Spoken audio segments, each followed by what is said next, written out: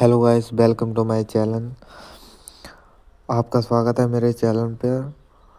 बहुत से भाई लोग कह रहे थे कि ट्रैक्टर में पटिया कैसे लगाएं, तो मैं उन्हें बताना चाहता हूं।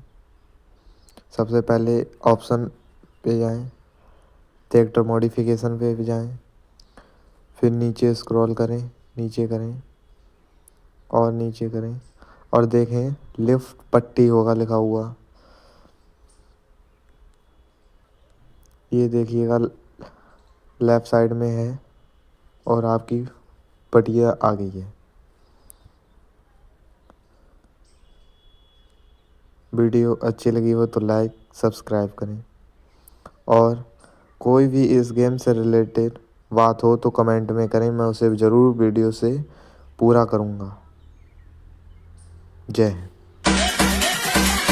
जल्दी बोल, कल सुबह परवेज निकलना है। गिरीश का सुनने का गाना।